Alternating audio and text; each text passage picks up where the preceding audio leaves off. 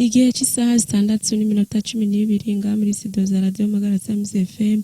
Ubira akaba ari umwanya wo kumviriza amakuru dushikirizwa na Bigirimana Felicien. Ndakora mukije Felicien nongera ndaguha ikaze. Ndakora mukije Diane ndabanukije namwe bakunzi ba Radio Magara Samizi FM nongera ndabaha ikaze murano makuru yo kuri uyu wa kabiri genekerezo rya 23 ruheshi umwaka wa 2020. Reka ano makuru yacu tuyahere mu ngingo nkuru ziyagize. Umuga wo gukora amatelefone ngo utunze imiryango itari mike nubwo intamba myizi tabura ngibihe bihibindi gusanasana amatara y'abarovyi ngo byari bitunze imiryango itari mike. Nyuma y'aya makuru turaza kubayagira ibivugwa mu karere k'ubumwe bwa Afrika y'ubuseruko aya n'ayandi ni mukanya. Gwino muri sanze muri radio Magara Tamze fe turasuye kubaha ikaze murano makuru mu buhinga bw'ivyuma utuma amajwi bashikira neza ni Richard Ndayizigiye. Reka tubugire inkuru imwe ukwayo. Reka no makuru yacu rero tuyahere mu gisata cy'iterambere. Umuga w'abakora amatelefone ngo utunze imiryango itari mike nubwo intambamyi zitabura. Claver numwe mu basanzwe bakora uwo mwuga karagira ko akanadandaza ibikoresho bimwe by'amatelefone nka chargeur, batterie, écouteur eka n'utundi tuntu tumwe akavuga yuko uwo mwuga ubatunze ariko abenshi bakawukengera. Reka tumutege yo makabavugiye kuri mikro ya mugenzi wacu Gasaba Jean Tof.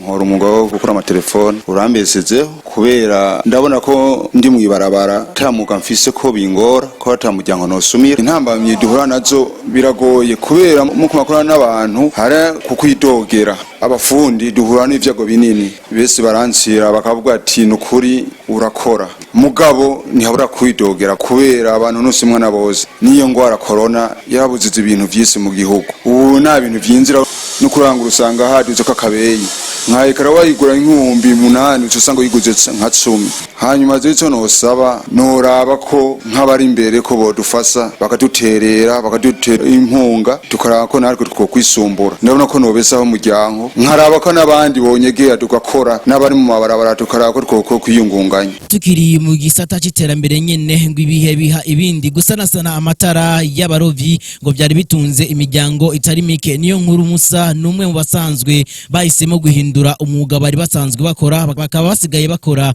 umwuga wo gusharija amabateri. Akaba yavugiye kuri mikro ya mugenzi wacu Hawa Bukuru. Reka tumutege yombi.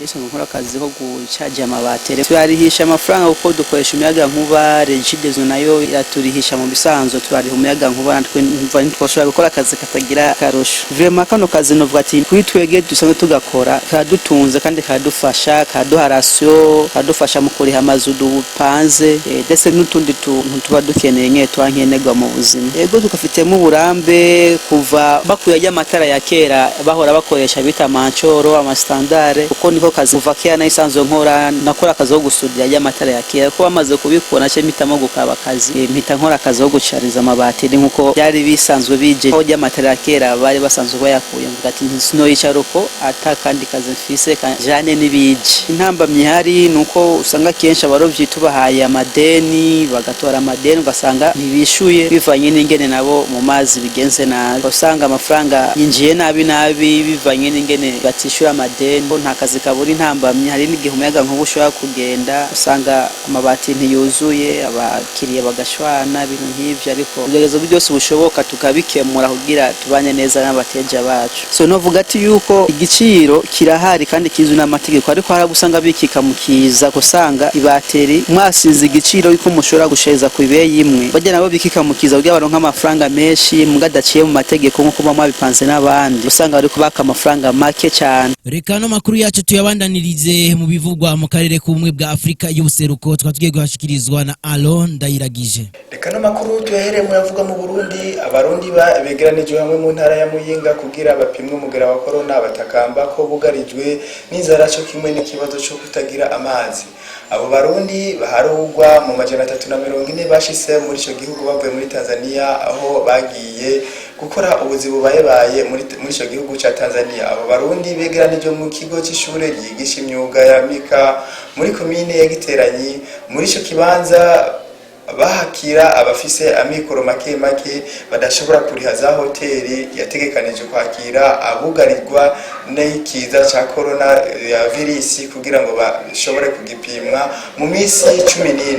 Komine ya Giteranyi ibakira isanzwe ifise ikibazo cyo kuronka amazi meza. Inkuru isoko ryacu ryaronse nuko abo begeranijwe ukwabo bamaze iminsi irenga 4 bataronka amazi meza abafasha kugira isuku, gukinjika no kunwa. Ni mu gihe imodokari y'umuryango utabara imbabare Croix Rouge yahora ibasaidia mu kubaronsa ayo mazi yoba yaragize ikibazo. Tukiri aho nyene mu Burundi, nyuma y'amatora aheruka kuba mu Burundi, zimwe mu mpunzi zahungiye mu nkambi za Mutenderi, Nduta n'ahandi zifise amakenga yuko zizohava zitahukanwa mu gihugu ku nguvu na leta y'ico gihugu.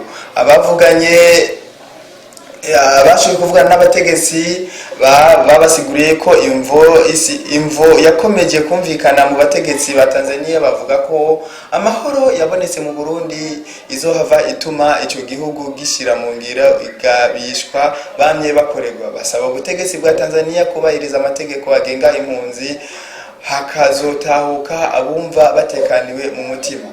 Reka no makuru tuyabandanirize mu Rwanda, aho abageni bongeye gusezerana imbere y'Imana n'imbere y'ishengero yuko bagiye kubana izabo inyuma yuko ikiza cya coronavirus cyari cyugarije isi na cyane cyane mu gihugu cy'u Rwanda. Nyuma y'iminsi 5 leta y'u Rwanda ikomeje abifuza gusezerana imbere y'Imana.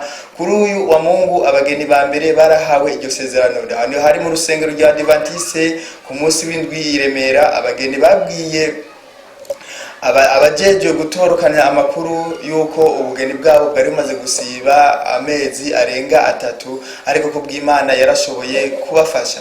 Reka no makuru tuyabandanirize mu yavuga muri Kenya, aho Kenya itangaza ko yiteguye kongera kugurura imipaka ihana na Somalia. Yugaga iyo mipaka kubera ikiza cya corona ryari rimaze amezi 2 byagize ingaruka mbi zitari nke hagati y'ibyo bihugu na cyane cyane mu by'ubutunzi. Ino ngingo ya Kenya bitaramenyekana ryari izoshigwa mu ngiro yega ko iyugururwa ry'umupaka wahitwa Kiunga wari ugawe mu kwezi kwa gatandatu ku mwaka uheze. Ni umupaka ico gihugu cyari cyugaye kivuga ko ucamwo abagize imigwi iterabwoba bakunze kugaba ibitero muri ico gihugu. Mu kiganiro n'abamenyesha makuru utwara akarere ka Lamu kabarizwamwo uwo mupaka yahumurije abo vyateye amakenga, avuga ko hafashwe ingingo zizotuma abambuka uwo mupaka ari abazokora ibyo bucuruza gusa. Reka no makuru tuyarangirize mu by'inkino, aho Ubuyapani bwavanye kandidatire yabwo mu bihugu biriko bisaba kwakira ihiganwa ry'umupira w'amaguru w'abakobwa ku isi yose mu 2023. Ubuyapani bwapfuyemo akarenge mu gihe hasigaye iminsi mike cyane ngo ishyirahamwe ry'umupira w'amaguru ku isi FIFA ritangaze igihugu kizoshobora kwakira ayo mahiganwa. Mu bihugu 10 byari byasabwe kwakira iyo mikino, hasigayemo 2 gusa, ari byo Colombia na Australia.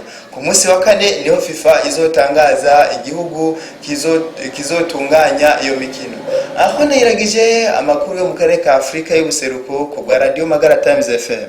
Akabari na hano rero amakuru yacu arangiriye. Reka tubashimire mwe mwese mwaduteze yompi, dushimira na mugenzi wacu atumye amajwi abashikira neza Richard. Reka dushimira n'abadufashe gutorokana ano makuru. Ruhanje ndabashikirije ni Felicien Bigirimana, mugira aho muba mubahwe na utaha. Gwino muri sanze muri radio Magara Times FM.